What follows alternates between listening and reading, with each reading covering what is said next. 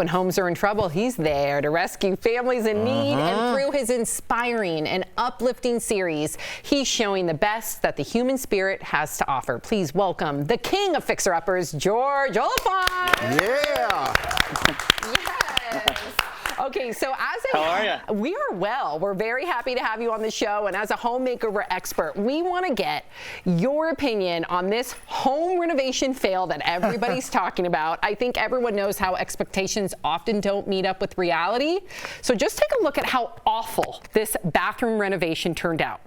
So how can people achieve their vision when renovating their home? Looks like the why. Yikes. Oh, I thought that was the before. I got so confused. Oh my God, I thought that was the before too. What? Oh man. Where do you start? Hire somebody different? Yeah, there's definitely a communication problem there with what you wanted and what was delivered. Obviously, your tile installer was not a very good tile installer.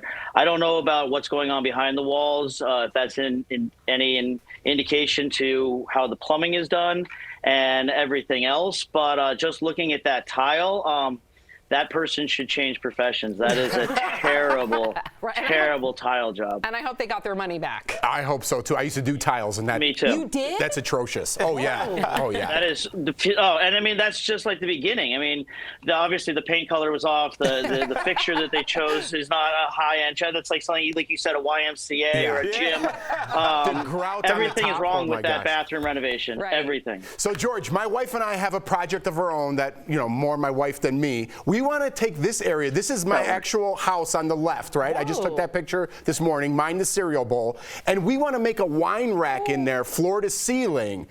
We're not fancy, but we want to pretend we are. Is this a good idea? Is that Captain Crunch in the cereal bowl? I think like that. It was Fruit Loops. It was Fruit Loops. They're big fans. Yeah. I got 4 kids myself. I know how it is. I have a lot of cereal bowls around my house. I definitely think you could, you want to take out that little pantry, butler's area. I don't know. That like bar area and make it all wine cellar. Right, because it's got the area for a chair, like a little desk, and we don't need that. But we kind of just want to modernize it a little bit, make that I don't know. Is that good for the home, or is that taking away? Okay, so that's shelf really space? where I would lead to my wife. She's in real estate, and she tells me all the things like that helps with resale value and whatnot. My profession is helping people live in the house they live in. If that's something you want, then 100% you should do it. I think that it's not going to lower the cost of the house because you put a wine cellar in. It's going to probably make some people who are more wine enthusiasts, when they come through, when the time comes that you do sell that house, they're going to be like, oh yeah, look at this. I love the way they utilize this space. That's so outside the box. People always like to make it a little desk that nobody ever uses. And it's a catch-all for literally homework and files and mail. I think having a purpose behind it, you got my approval. I think it's a good idea. I was hoping you were going to go the other way, but I guess my wife's going to love you. She called earlier, told me, go with it. Yeah. Let's talk about your show, because what was the most challenging home renovation you and your team have undertaken on George to the Rescue? We've come into so many that we call them cans of worms. That are like, this is one of those cans of worm projects. But I'd have to say, when you think of the most challenging, it's when we've made homes handicap accessible that were probably never supposed to be handicap accessible, but because of an accident for somebody, they now need that.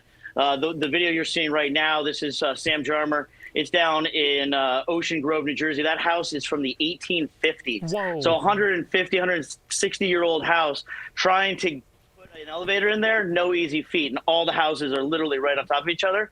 But we pulled it off. It kind of looks like a bell tower. Wow. It looks very organic. And so, yeah, I would say anytime we're trying to make a non-ADA compliant home ADA compliant, which means accessible for people in wheelchairs, that's always like widen the hallways, and it's just like, there's no not touching a wall. Like everything then has the whole domino effect. Well, if anyone can do it, you can. Yeah, unbelievable. George, thank you so much for chatting with us. Be sure to tune in to catch new episodes of George to the Rescue on NBC this spring. We'll be right back. Congrats, buddy. George. Thanks, man.